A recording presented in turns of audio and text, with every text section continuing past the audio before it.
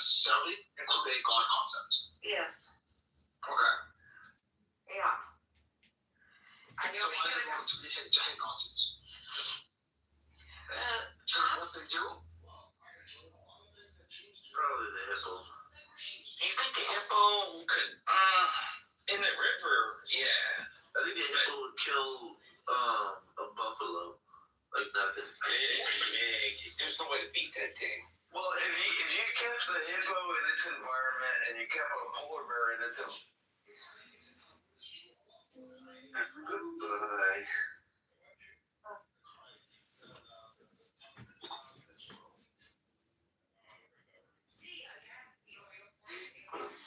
Light's not coming out. Light isn't coming out. Not once. It's not ready. It's not ready. It doesn't want to come out yet. It's ready. It doesn't want to come out. It's fucking ready. It doesn't. We have a walk. We're not asking. We get it to come out. Bro, even remember the type of dog I had. It's like, given you have a very energetic cavities, I can also tailor to a high energy small dog. It's kind of scary.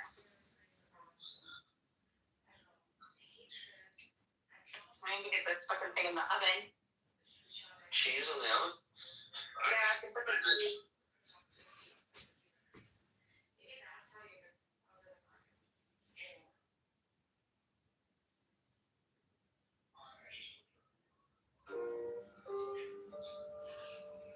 Here we are, stuck by this river, you and I, underneath the sky that's ever falling down, down, down.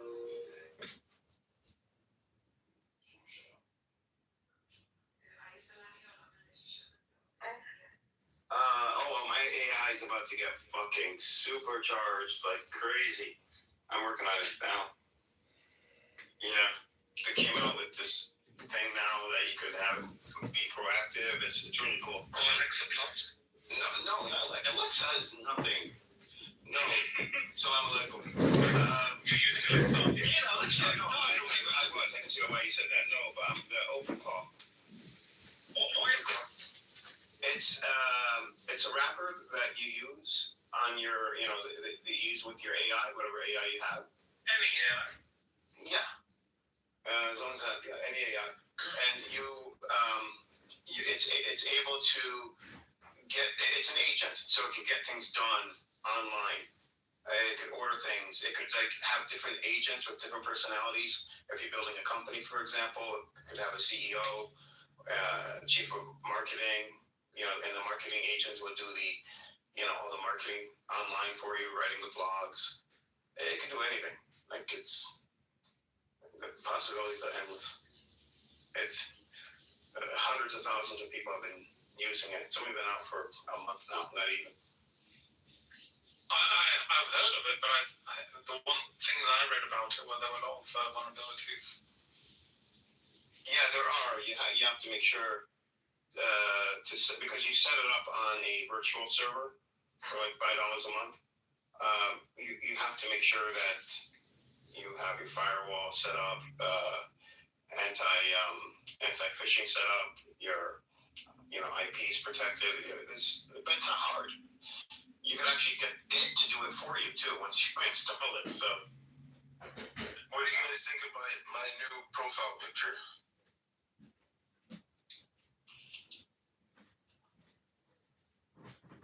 Oh my god. Jesus fucking Christ.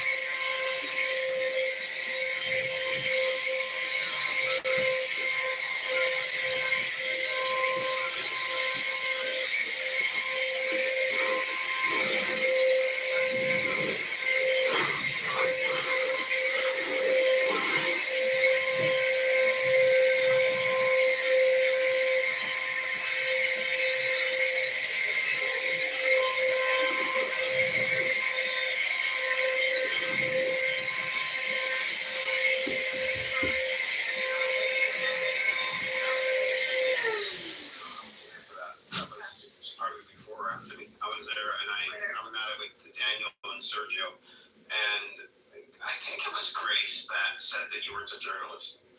Oh, interesting. Yeah, because I brought up the IDF. The IDF said confirmed that they're agreeing with the Hamas numbers, and How would Grace know that? I mean, I am a journalist, so. And then Daniel was like, "No, they did." And here's I'll give you something proving that they did not. They took it back. And he sends me an ex Twitter post. Can you send me an article? Oh my God, we've been fighting about this for weeks, where they don't accept the IDF's own statements. They're like, well, why did he put his name on it? Like, they'll find anything. And then the IDF walks back their own statements with another unnamed statement, and they'll accept the second one, but not the first one. Yeah. It's so annoying. They're like, you can't accept a statement from an agency if they don't put the spokesperson's name on it. Then the IDF puts out a second statement that slightly softens the first statement, and they're like, oh yeah, it's definitely real. So guys, yesterday, Buttercup, General was there, right? General, you were there. When God's lawyer came along. Oh, I can't stand him. Whenever he talks, always tell him, what is your argument first? Always ask him that first. He was in the mirror's room. We were talking about apples, and he kept bringing up pears. Right. Did he just he kept asking questions? No, because our conversation was administrative detention. Specifically, kids that have been taken into custody by the regime and have not been charged. And he kept reading a list where he's like, oh, look at this 14-year-old. He's been charged with throwing a stone or stabbing someone. But we're like, we're not talking about that. We're talking about people that have no charges against them. Yeah. But he kept, there was no movement. Well, remember Samson was there, right? So Samson brought it up first, I think. That was the whole thing. That was with Emerald, wasn't it? With Emerald. Oh my God, she lost her. But There's a lot of pressure on her. It was a lot of pressure. She's battling them all the time. Samson was so annoying. I was in a room where I was undercover with Samson was in there telling them what a sociopath me and Emrose are, and telling them how to treat sociopaths and how you can manipulate them back. Like, he was sociopathically laying out how he can outsmart the sociopaths. So he was doing a freaking medical examination and dissecting a personality disorder in Emerose, calling it the narcissistic. Yeah, he calls narcissistic. Right? Yeah. He's running around diagnosing it, but it's so annoying. Then I said, who the heck is it in order to freaking diagnose people? He's not a doctor, by the way. He's not. Yeah, we know. No, he's a liar. He said he does this every day with people. He spends most of his time on fucking Clubhouse. What kind of doctor? Yeah, Clubhouse, and he probably goes to therapy himself. Probably a Clubhouse doctor.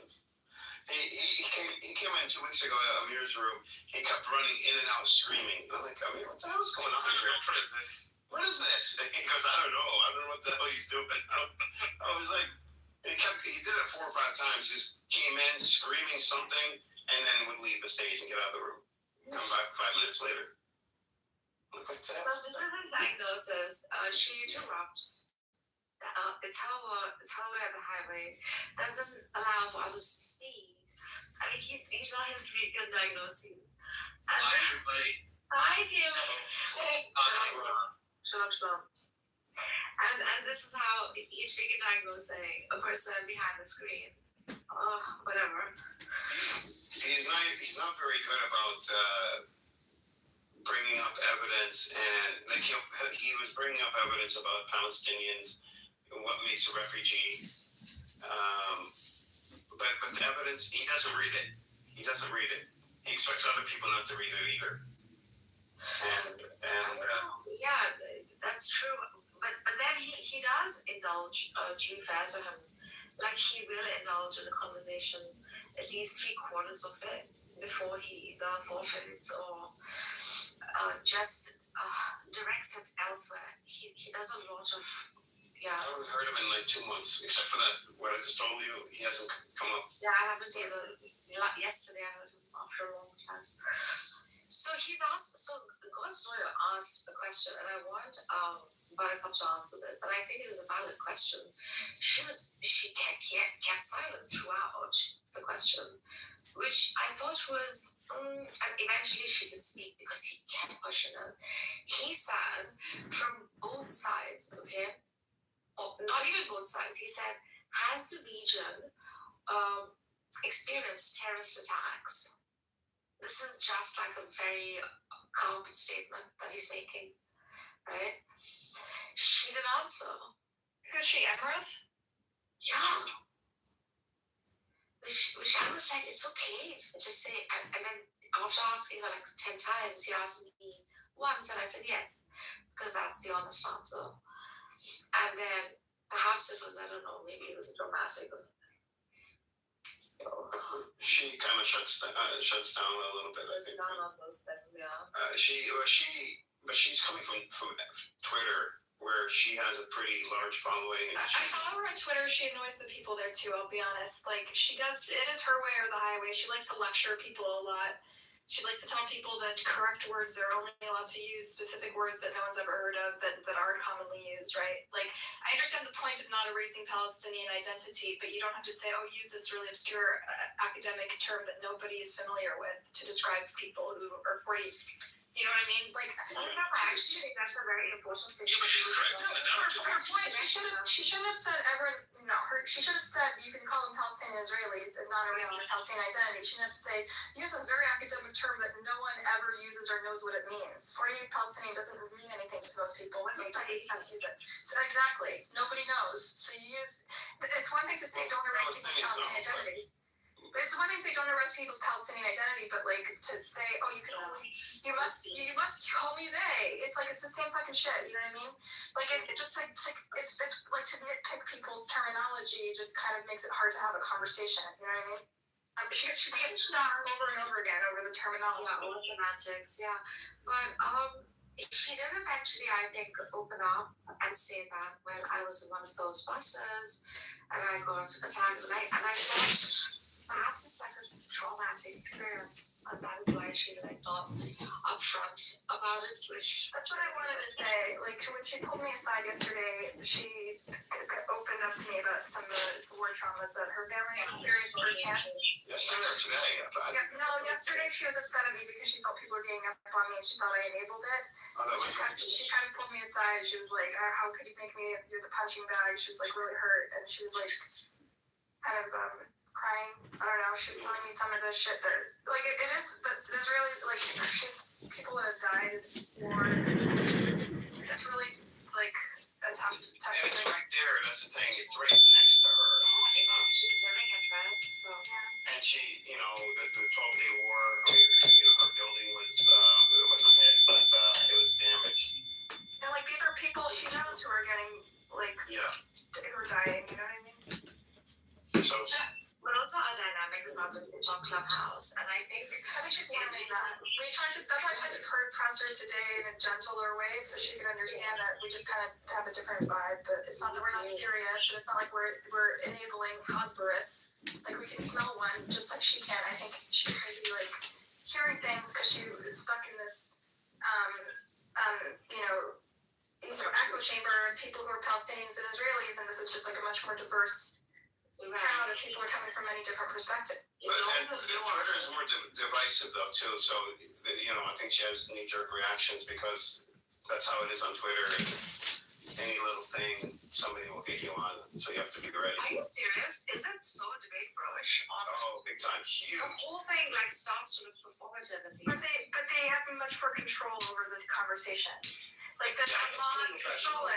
So she's mad at me because I'm not controlling the conversation enough because I'm letting people like be casual and mess around. And she's like, you can't let them mess around. People are dying. It's urgent. And I'm like, it's just a different vibe. It's just a different setup. And Twitter is more public than Clubhouse, so you're in it's a different mindset. You're It's like a family setup of like mentally retarded people. Clubhouse. Yeah. Twitter. I mean, Twitter is worse. It's just everybody's on Twitter. But it's hard to find people. Like here, you can like you end up running. There's a magical Clubhouse.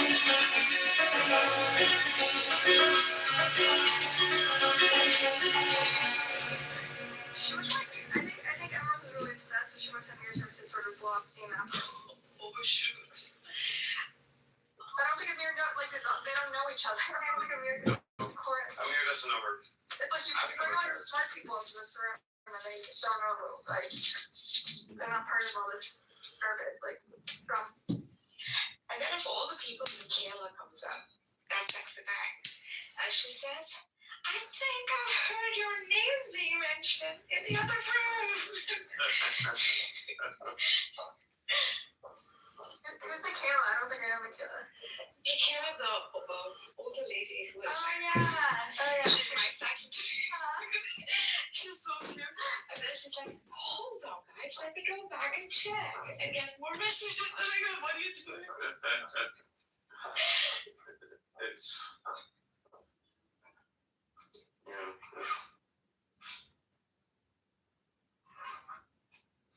Zipping up my boots. I'm glad she's around though. You know, she's really smart. It's compelling coming from her, and it's nice to have someone in my corner who offers like a different perspective in these. she has so much information. Ooh. Yeah. Ambrose. Yeah, she's smarty. She knows so much. She kind of destroyed Sam's room the other day over like physics or something. Like just humiliated a room full of like really, really like egocentric boys who just like love to like. What? Does she know physics? Yeah, she's like a science she's a big rock. I don't know say what she is. Because she's I think she's trying to be more private. But she literally they're like fighting about her about like the theory of relativity. I can follow it, but like she was so very good at it. She don't got anything. And they were all like,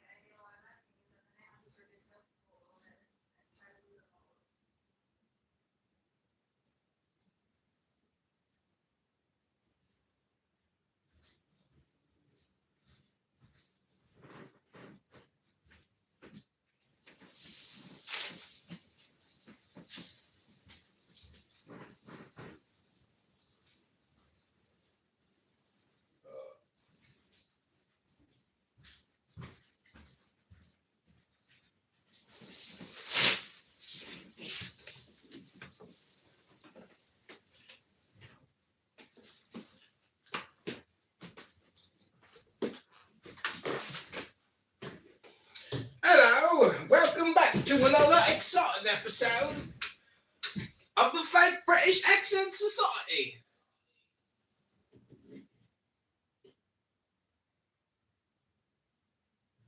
Hello, Steppy.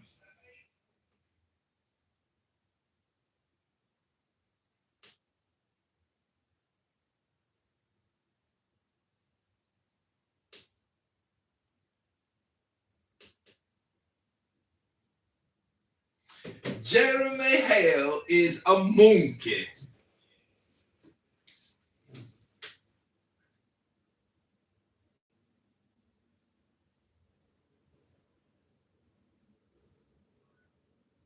Hello, John.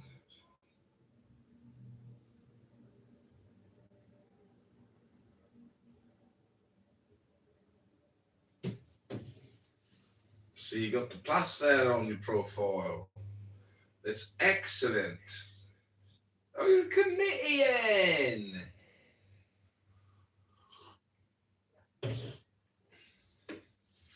Hello? Who the alpha is here? Alpha.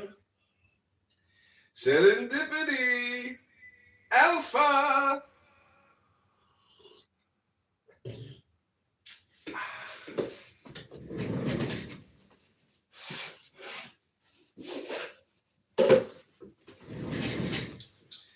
The key of the mysteries, according to Enoch, Abraham, Hermes Trismegistus, and Solomon by Eliphas Levi. Translated with an introduction by Crowley from the Major Keys of Solomon, a manuscript of magic by Eliphas. Levi. The key of the mysteries. Le clef de grand mystère by Eliphas Levi. Contents, translator's note, introduction, preface. Part 1, religious mysteries, preliminary considerations.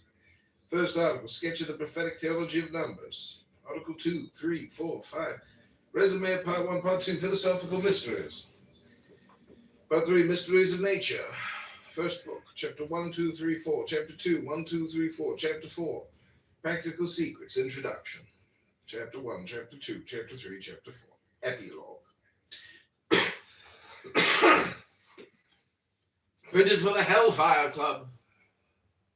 Limited to 50 copies in cloth slip cases, hand bound in purple goatskin. Purple linen.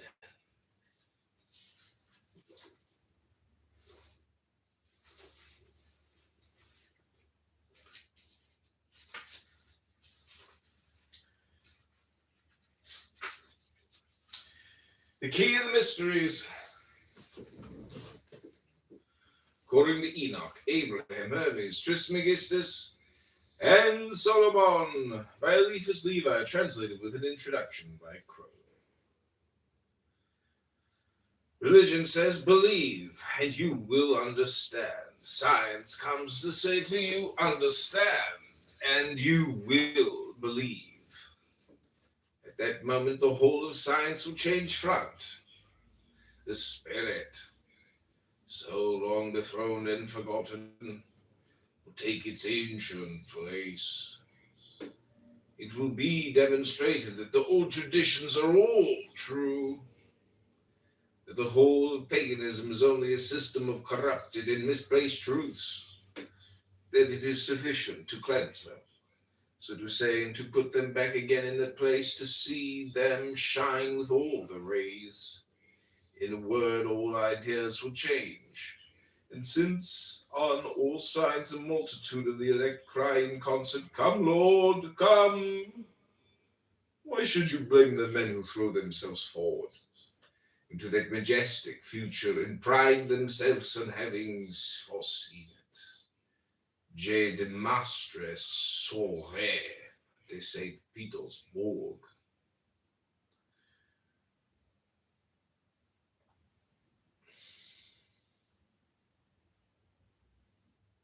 Deus homo Torah.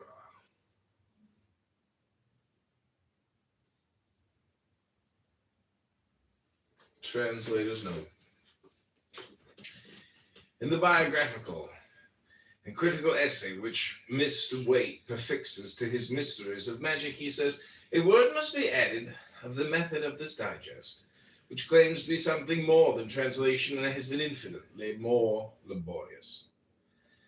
I believe it to be in all respects faithful, and where it has been necessary or possible for it to be literal, there also it is invariably literal. We agree that it is either more or less than translation. And the following example selected at hazard in the course of half an hour will enable the reader to judge whether Mr. Waite is acquainted with either French or English. Gentlemen, the nameless vice, which was reproached against the Templars. Certaines circonstances ridicules et un procès en escroquerie, certain ridiculous processes and a swindling lawsuit. Semele de dogmatiseur, meddles with dogmatism. La vie pour le suffisait à l'expiation des plus grands crimes, puis qu'elle est état la conséquence d'un arrêt de mort. According to him, life was sufficient for the greatest crimes, since these were the result of a death sentence. Vos meilleurs amis ont dû concevoir des inquiétudes. Your best friends have been reasonably anxious. The mistranslation here turns the speech into an insult.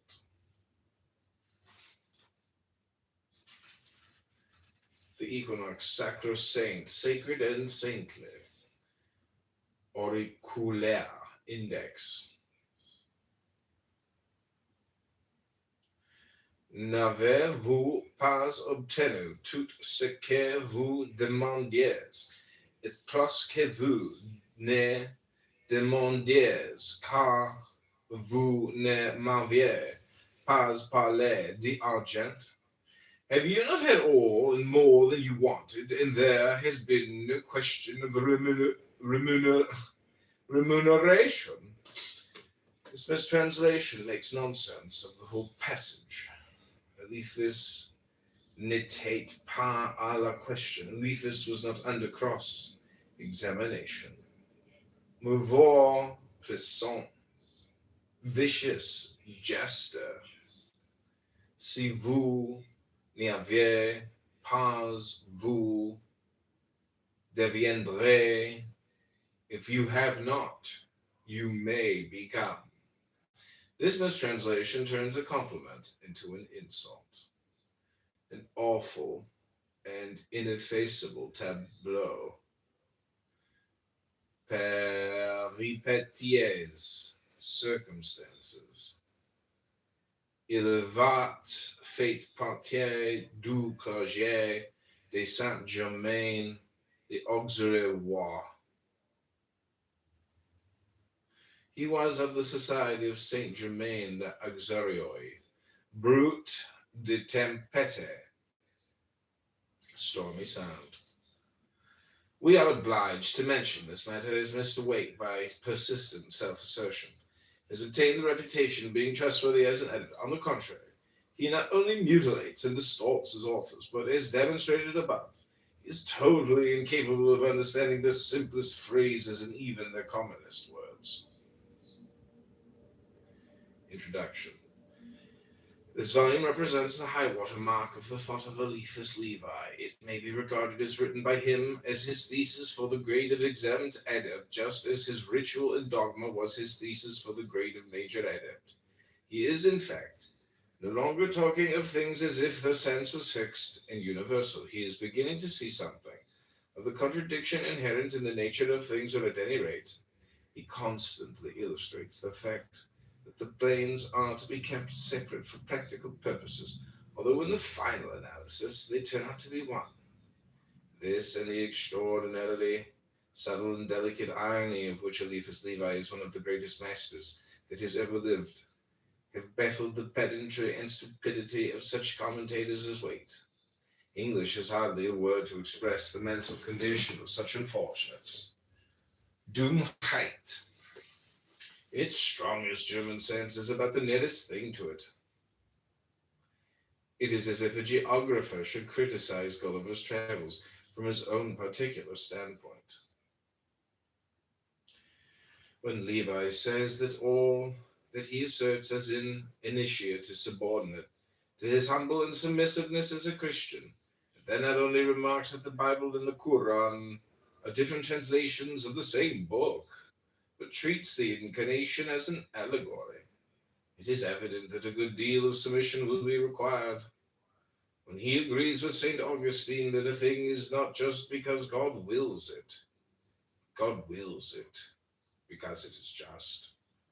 He sees perfectly well that he is reducing God to a poetic image reflected from his own moral ideal of justice. No amount of alleged orthodoxy can weigh against that statement. His very defense of the Catholic hierarchy is a masterpiece of that peculiar form of conscious sophistry which justifies itself by reducing its conclusion to zero. One must begin with one. That one has no particular qualities. Therefore, so long as you have an authority properly centralized,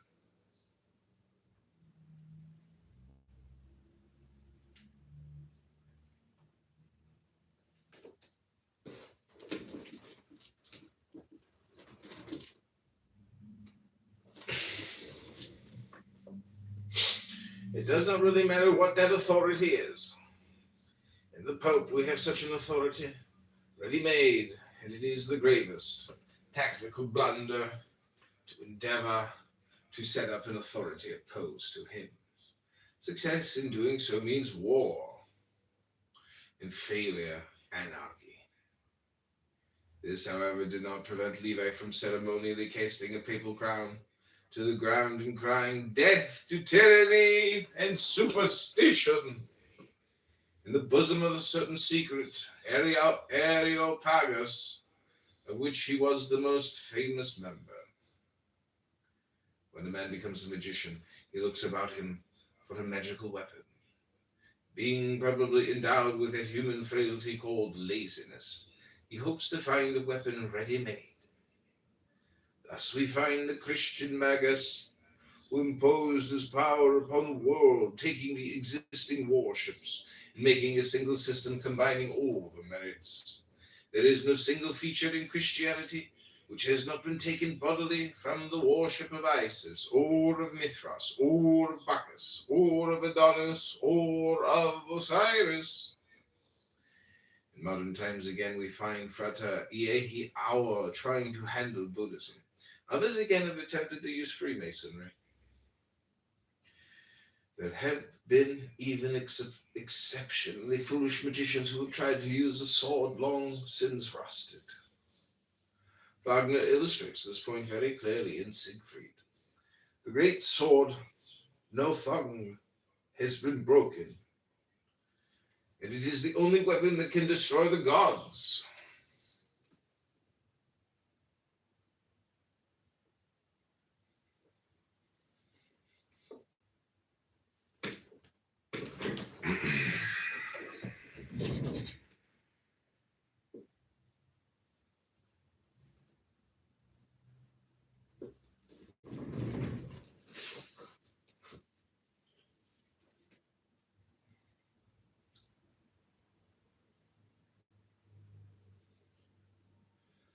The dwarf mime tries uselessly to mend it. When Siegfried comes, he makes no such error. He melts its fragments and forges a new sword. In spite of the intense labor which this costs, it is the best plan to adopt. Levi completely failed to capture Catholicism in his hope of using imperialism, his endeavor to persuade the emperor that he was the chosen instrument of the Almighty, a belief which would have enabled him to play Maximus to little Napoleon's Julian, was shattered once for all at Sedan. It is necessary for the reader to gain this clear conception of Levi's inmost mind if he is to reconcile the contradictions which leave Waite petulant and bewildered. It is the said privilege of the higher order of mind to be able to see both sides of every question, and to appreciate the fact that both are equally tenable. Such contradictions can, of course, only be reconciled on a higher plane, and this method of harmonizing contradictions is therefore the best key to the higher planes. It seems unnecessary to add anything to these few remarks. This is the only difficulty in the whole book. Though in one or two passages, Levi's extraordinarily keen sense of humor leads him to indulge in a little harmless bombast. We may instance his remarks on the grimoire of Honorius. We have said that this is the masterpiece of Levi.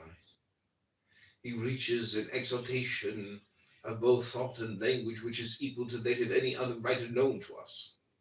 Once it is understood that it is purely a thesis for the grade of its edit, the reader should have no further difficulty. A.C. Alistair Crowley. Preface.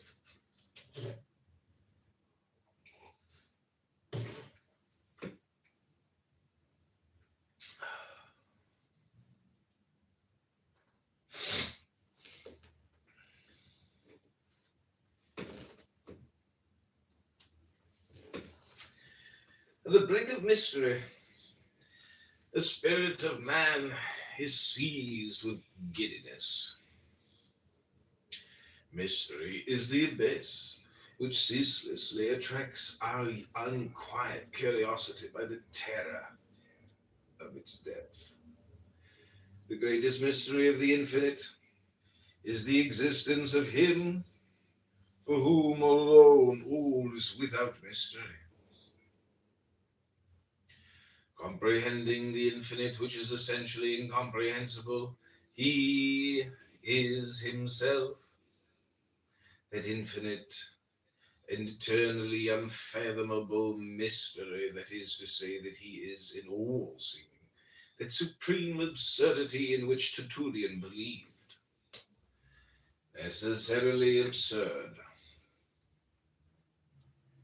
since reason must renounce forever the project of attaining to Him. Necessarily credible, since science and reason, far from demonstrating that He does not exist, are dragged by the chariot of fatality to believe that He does exist, and to adore Him, themselves with closed eyes. Why? Because this absurd is the infinite source of reason. The light springs eternally from the eternal shadows. Science, that Babel tower of the spirit, may twist and coil its spirals, ever ascending as it will. It may make the earth tremble. It will never touch the sky. God is He whom we shall eternally learn to know better, and consequently He whom we shall never know entirely. The realm of mystery is then a field open to the conquests of the intelligence. March there as boldly as you will, never will you diminish its extent. You will only alter its horizons. To know all is an impossible dream. Woe unto him who dares not to learn all, and who does not know that in order to know anything, one must learn eternally.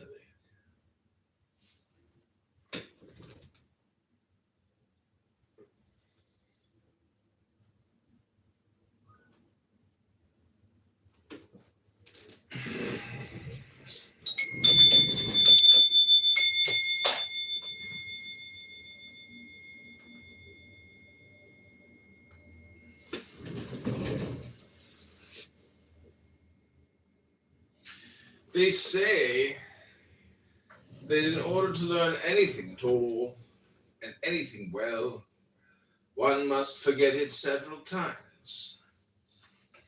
The world has followed this method. Everything which is today debatable had been solved by the ancients.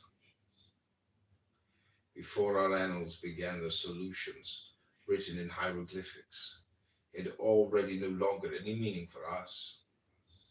Man has rediscovered their key. He has opened the cemeteries of ancient science. And he gives to his century a whole world of forgotten theorems, of syntheses as simple and sublime as nature, radiating always from unity, and multiplying themselves like numbers with proportions so exact that the known demonstrates and reveals the unknown.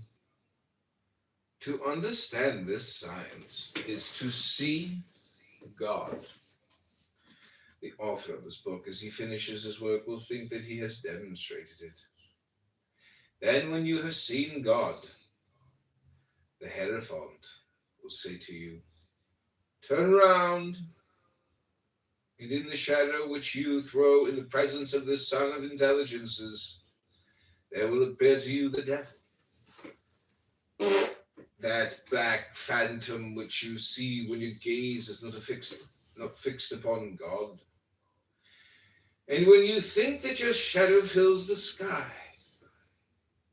or the vapors of the earth, the higher they go, seem to magnify it more and more, to harmonize in the category of religion, science with revelation, and reason with faith, to demonstrate in philosophy the absolute principles which reconcile all the antinomies, and finally to reveal the universal equilibrium of natural forces, is the triple object of this work, which will consequently be divided into three parts.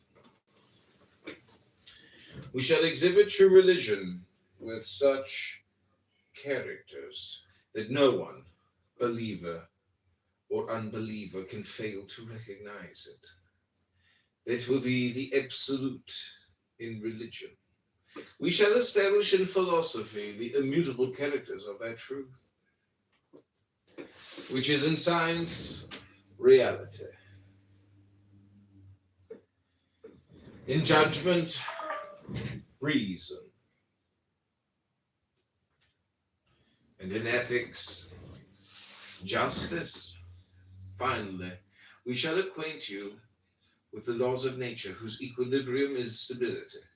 We shall show how vain are the fantasies of our imagination before the fertile realities of movement and of life. We shall also invite the great poets of the future to create once more the divine comedy, no longer according to the dreams of man, but according to the mathematics of God.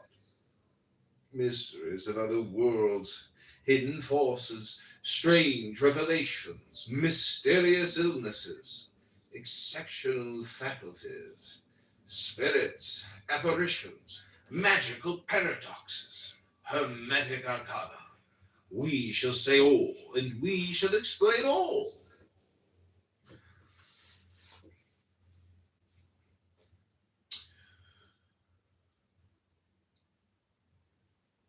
Who has given us this power? We do not fear to reveal it to our readers. There exists an occult and sacred alphabet which the Hebrews attributed to Enoch, the Egyptians to Thoth, or to Hermes Trismegistus, the Greeks to Cadmus, and to Palamedes. This alphabet was known to the followers of Pythagoras and is composed of absolute ideas attached to signs and numbers. By its combinations, it realizes the mathematics of thought. Solomon represented this alphabet by 72 names written upon 36 talismans. Eastern initiates still call these the little keys, clavicles of Solomon. These keys are described and their use explained in a book, the source of whose traditional dogma is the patriarch Abraham. This book is called the Sefer Yetzirah. With the aid of the Sefer Yetzirah, one can penetrate the hidden sense of the Zohar, the great dogmatic treatise of the Kabbalah of the Hebrews, clavicles of Solomon, forgotten in the course of time and supposed lost, have been rediscovered by ourselves. Without trouble, we have opened all the doors of those old sanctuaries where absolute truth seemed to sleep, always young and always beautiful, like the princess of the childish legend, who during a century of slumber awaits the bridegroom whose mission is to awaken her. After our book, there will still be mysteries, but higher and farther in the infinite depths. This publication is a light or a folly, a mystification or a monument. Read, reflect, and judge. Key of the Mysteries, La Clef des Grands Mystérieux by Eliphas Levi.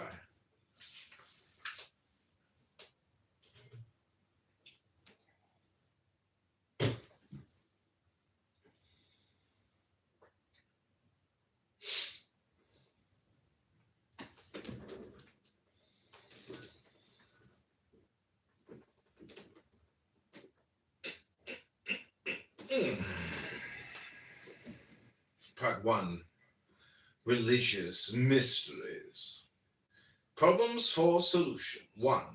To demonstrate in a certain and absolute manner the existence of God, and to give an idea of him which will satisfy all minds.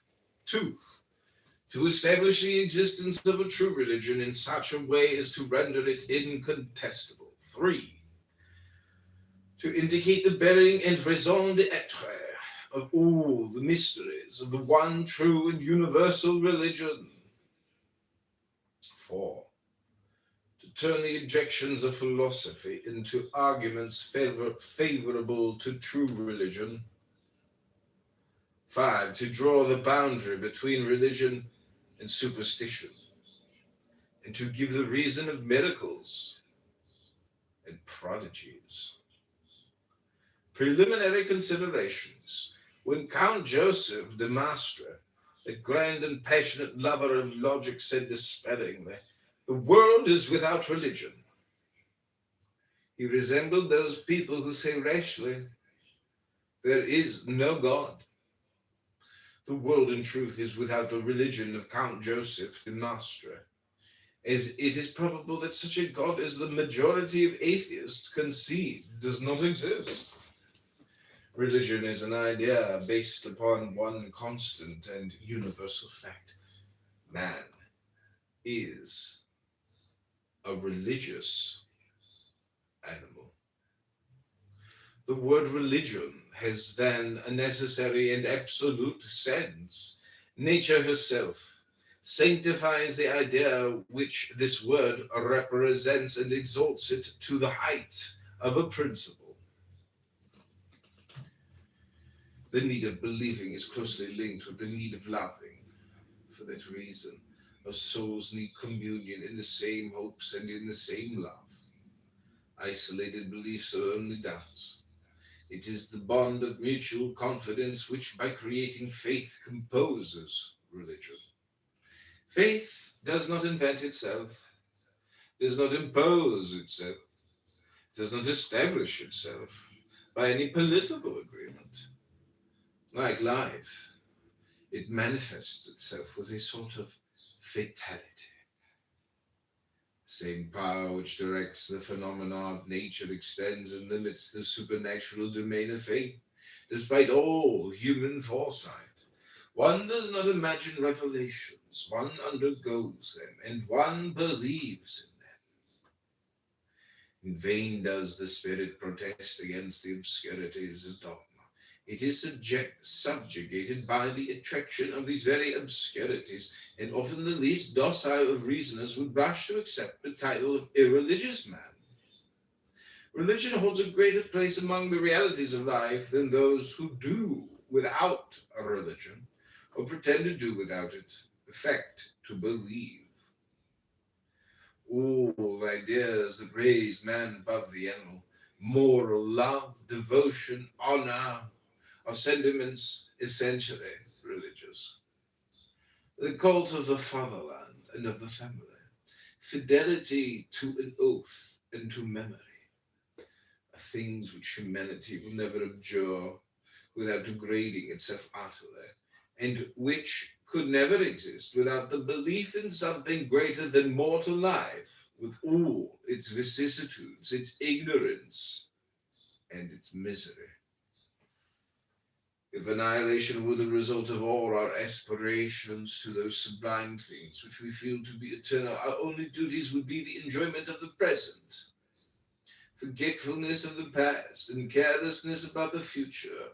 And it would be rigorously true to say, as a celebrated sophist once said, that the man who thinks is a degraded animal.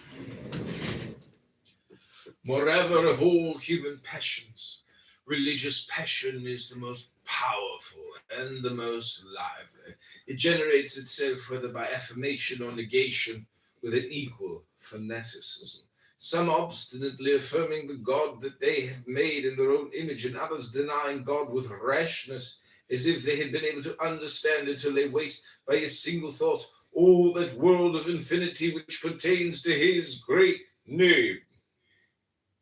Philosophers have not sufficiently considered the physiological fact of a religion in humanity. For in truth, religion exists apart from all dogmatic discussion. It is a faculty of the human soul just as much as intelligence and love. While man exists, so will religion. Considered in this light, it is nothing but the seed of an infinite idealism, a need which justifies every aspiration for progress, which inspires every devotion, which alone prevents virtue and honor from being mere words serving to exploit the vanity of the weak and the foolish to the profit of the strong and the clever. It is to this innate need of belief that one might justly give the name of natural religion, and all which tends to clip the wings of these beliefs is on the religious plane in opposition to nature. The essence of the object of religion is mystery, since faith begins with the unknown, abandoning the rest to the investigations of science. Doubt is, moreover, the mortal enemy of faith. Faith feels that the intervention of the divine being is necessary to fill the abyss which separates the finite from the infinite, and it affirms this intervention with all the warmth of its heart, with all the docility of its intelligence. If separated from this act of faith, the need of religion finds no satisfaction and turns to skepticism and to despair. But in order that the act of faith should not be an act of folly, reason wishes it to be directed and ruled. By what? By science. We have seen that science can do nothing here.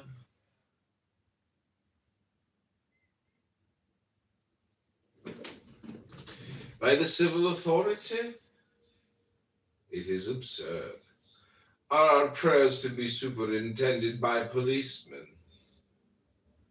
There remains then moral authority, which alone is able to constitute dogma and establish the discipline of worship, in concert this time with the civil authority, but not in obedience to its orders. It is necessary, in a word, that faith should give to the religious need a real satisfaction, a satisfaction entire, permanent, and indubitable. To obtain that, it is necessary to have the absolute and invariable affirmation of a dogma preserved by an authorized hierarchy. It is necessary to have an efficacious cult giving with an absolute faith a substantial realization of the symbols of belief. Religion, thus understood, being the only one which can satisfy the natural need of religion, it must be the only really natural religion.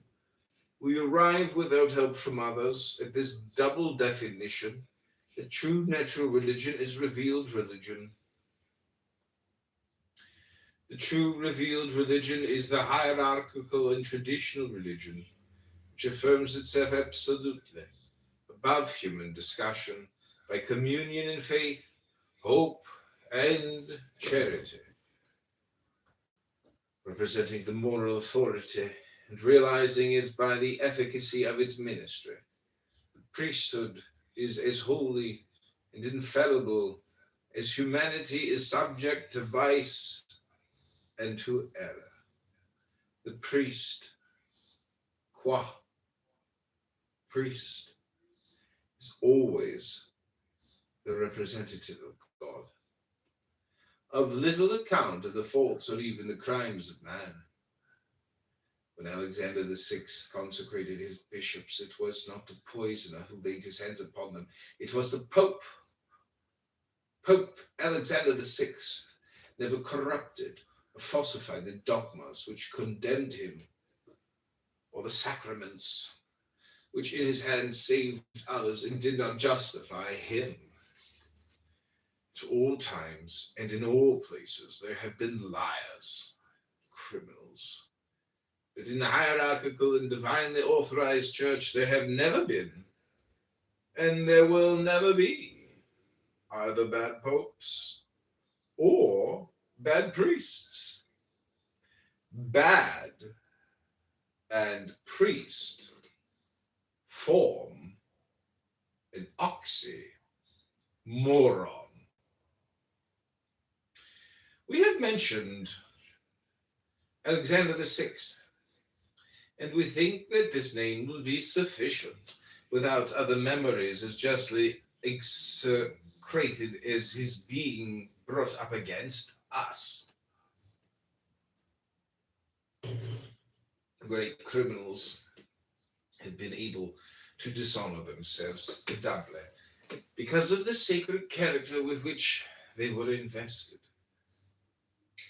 But they have not the power to dishonor that character which remains always radiant and splendid above fallen humanity.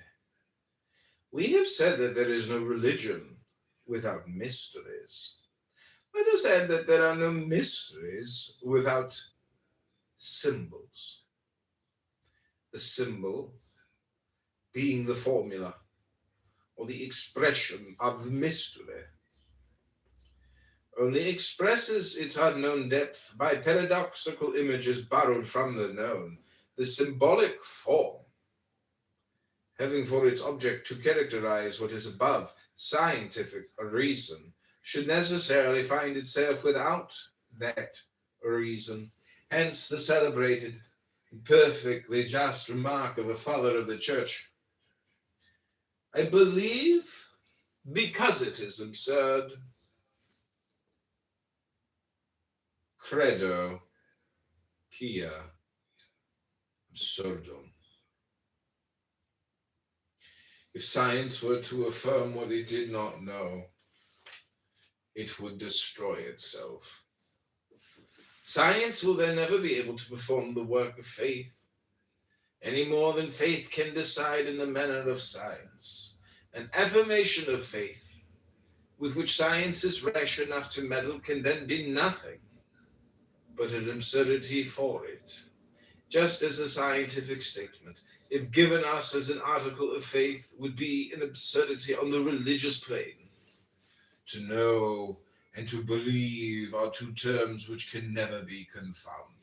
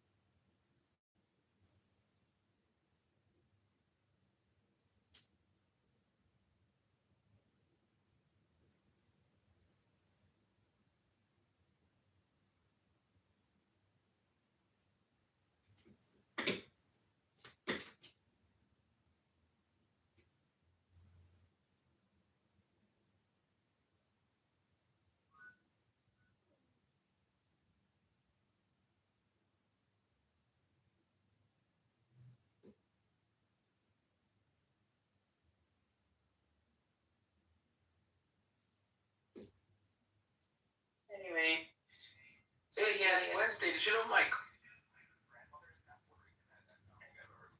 I don't care. Wow. Wow. Yo, you hear this guy? I'm not a Peter. I don't do the taco thing when we fry beans. My mother, I'll be honest, my mother actually makes taco beater.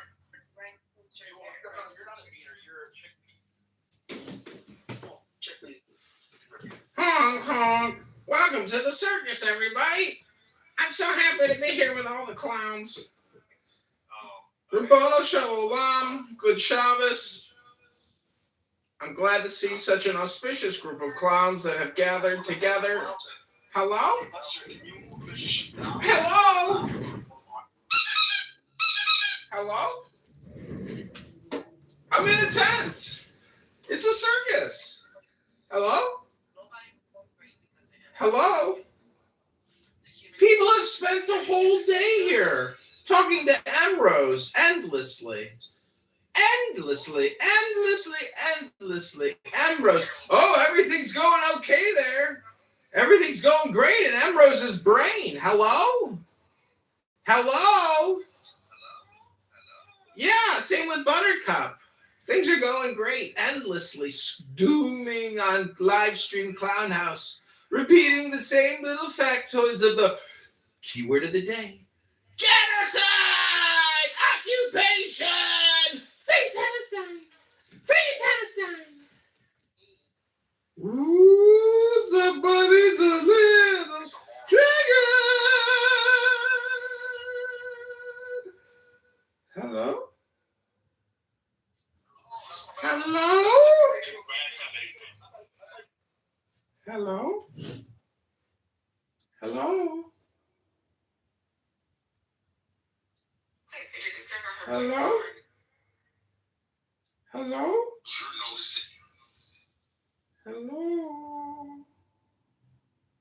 Hello? I'm human flesh and I drink human blood. Hello? Hello? I get the other side, but there's so much more I could ask. I could ask all kinds of stuff, but Hey, Stanley, how you doing, you old Jewish son of a bitch? Good Shabbos! What are you doing on the internet now? It's Shabbos over there. This is your Goy detection system warning you that I'm going to send a shower into your house if you don't get off your phone, Rabbanu Shalom. Go read a book! Right, I mean, you're advocating for Monica sooner than you, but Come to Skokie, we'll get a kichel and have a coffee. People that don't know Benjamin, which I think a lot of people here do.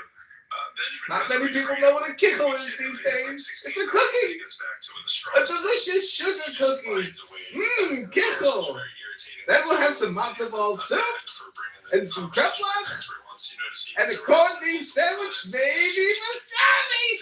That's his binky, and I'm reading like some of the comments in here with people like, "Oh my God, who is this guy? What's he about?" Blah blah blah, and it's it's tough to get a read. But some people, I think they have you pegged. I would love to have Hello? you, but I do want to say for those people that don't know Benjamin relishes the onslaught. So he has this weird like masochist kind of like likes the pain. So it's just gonna bounce. So hopefully you're getting it out. If you feel like you have to get it out, you're getting out of Benjamin. Just know it's gonna bounce back. He's going to go to the Pro Lyrical House and ask Benjamin a question. So I think I respect that more than your weird ideas. So let's leave it there. All right. Some hands I saw earlier. I don't know if anybody wants to put it back up. Oh yeah, this is gonna be it right out the gate. We have Dr. Priya banging on that buzzer. So here you go, Benjamin. Get ready. Dr. Priya, good to see you. Come on up. Hello? Hey, so I haven't been in your spaces in a little while, so I don't know if I'm gonna sort of follow the format here. I actually don't have a question for Benjamin. I have nothing to say to. Anyway, that's a whole other story. I really just came up to correct some misinformation that Benjamin. I mean, there was a shit ton of misinformation, right? But one of the things specifically that I wanted to correct was. And by the way, this is not unique to Benjamin. A lot of people promote this conspiracy theory, which is not true. And that is that for decades, the medical and scientific community hid how bad cigarettes were. And that's not what happened. Here's what actually happened. The tobacco companies hid how addictive their cigarettes were. And it's not nicotine. Actually, it's the most addictive part of cigarettes. It's all the other chemicals that are in there. They knew for ages, and they buried those documents, right? So anybody who has sort of any modicum of clear trains of thought understands that tobacco companies aren't built and created by doctors and scientists. Do they have doctors and scientists there? Sure. They do, right? Developing product things. Well, they don't have doctors, but they have scientists. I mean, they don't have physicians there. So again, this myth about how academic institutions and physicians and the medical community hid all this information about how dangerous cigarettes were is false. Another common thing, because usually when I say that, then they'll come up with the second myth, which is, but so many doctors were advertising that you should smoke, right? So here's where that actually comes from. Believe it or not, smoking cigarettes, the initial reaction that you get with smoking tends to be coughing, but one of the second things that happens when you take a puff off a cigarette is you actually you bronchodilate your vessels. So essentially what that means is the airway, the airway is in your lungs, they actually open up a little bit. So back in the days before we had albuterol and sort of bronchodilators that truly work, when someone had asthma and they were having an attack, people actually recommend, as long as it wasn't a severe attack, right? Because they make you steroids. But for minor flares, yes, there was a time when in medicine, this was recommended as a treatment to kind of open up the airways. Obviously, we don't do that anymore, but that never had anything to do with hiding information about knowledge of it being carcinogenic or it being dangerous or it being addictive. So that's really why I came up here. I mean, obviously, Pro, you know that I'm a pulmonologist, so it drives me. I mean, he sent out so much misinformation that it'd be exhausting to try to fix all of it. But the thing that drives me absolutely bonkers is when people